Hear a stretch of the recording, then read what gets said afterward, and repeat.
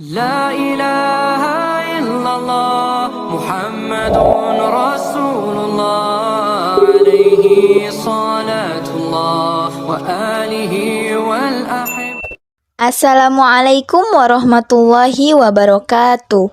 Sahabat Rania Zubaidi, semoga kita semua dalam keadaan sehat walafiat. Amin ya robbal alamin.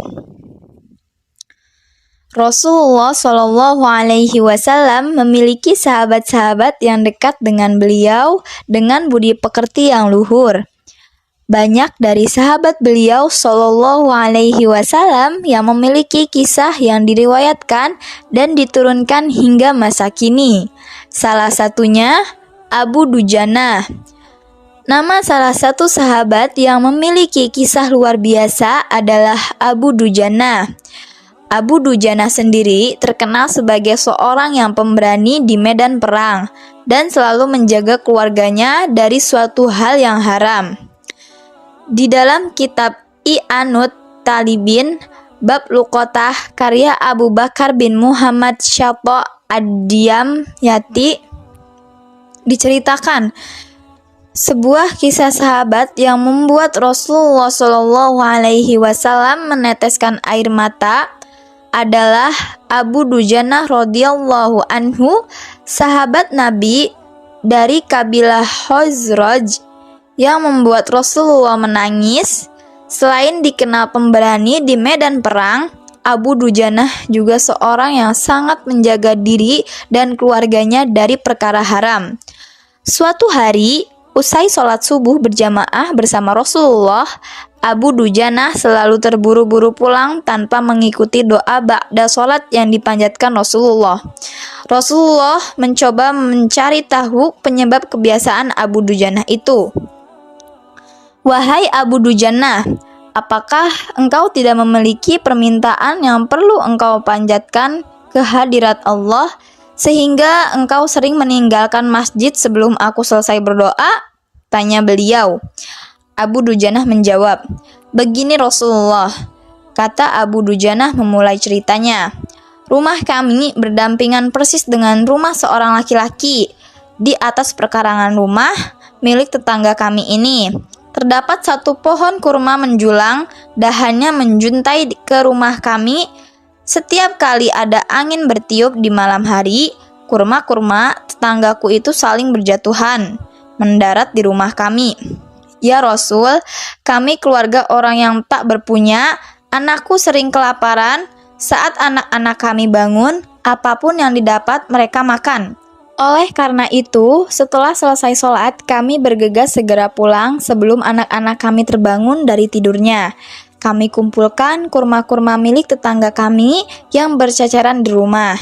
Lalu kami kembalikan kepada pemiliknya.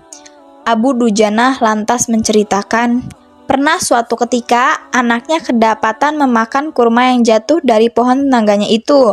Maka ia pun berupaya sekuat tenaga untuk mengeluarkan kurma yang terlanjur dimakan tadi dari mulut anaknya. Nak, janganlah kau permalukan ayahmu ini di akhirat kelak. Anakku menangis. Kedua pasang kelopak matanya mengalirkan air karena sangat kelaparan. Wahai Rasulullah, kami katakan kembali kepada anakku itu, hingga nyawamu lepas pun aku tidak akan rela meninggalkan harta haram dalam perutmu. Seluruh isi perut yang haram itu akan keluarkan dan akan aku kembalikan bersama kurma-kurma yang lain kepada pemiliknya yang berhak. Mendengar cerita itu, mata Rasulullah Shallallahu Alaihi Wasallam berkaca-kaca. Butiran air mata mulianya berderai begitu deras. Baginda Rasulullah mencoba mencari tahu siapa sebenarnya pemilik pohon kurma yang dimaksud Abu Dujana itu. Abu Dujana pun mengatakan bahwa pohon kurma itu milik seorang laki-laki munafik. Rasulullah langsung mendatangi pemilik pohon kurma yang diceritakan oleh Abu Dujana. Rasul lalu mengatakan, apa bisa engkau menjual pohon kurma itu? Aku akan membelinya dengan pohon senilai 10 kali lipat. Pohon itu terbuat dari batu zamrud berwarna biru, disirami emas merah, tangkainya dari mutiara putih. Di situ tersedia bidadari cantik jelita sesuai dengan hitungan buah kurma yang ada. kata Rasulullah menawarkan. Laki-laki munafik ini lantas menjawab dengan tegas, "Saya tidak pernah berdagang dengan memakai sistem jatuh tempo. Saya tidak mau menjual apapun kecuali dengan uang kontan dan ingin dibayar saat ini juga." Tiba-tiba Abu Bakar As-Siddiq datang, lantas berkata, "Ya sudah, aku beli dengan 10 kali lipat dari tumbuhan kurma milikmu yang jenisnya tidak ada di kota ini. Lebih bagus jenisnya." Si munafik pun kegirangan sembari berujar, "Ya sudah, aku jual." Abu Bakar menyahut, "Bagus, aku beli." Setelah sepakat, Abu Bakar langsung menyerahkan pohon kurma itu kepada Abu Dujanah. Rasulullah kemudian bersabda, "Hai Abu Bakar, aku yang menanggung gantinya untukmu." Mendengar sabda Nabi itu, Abu Bakar bergembira bukan main. Begitu pula Abu Dujanah. Sedangkan si munafik berjalan mendatangi istrinya, lalu menceritakan kejadian yang baru saja ia alami. "Aku telah mendapat untung banyak hari ini. Aku dapat 10 pohon kurma yang lebih bagus, padahal kurma yang aku jual itu masih tetap berada di perkarangan rumahku. Aku tetap yang akan memakannya lebih dahulu, dan buah-buahnya pun tidak akan pernah aku berikan kepada tetangga kita itu sedikit pun."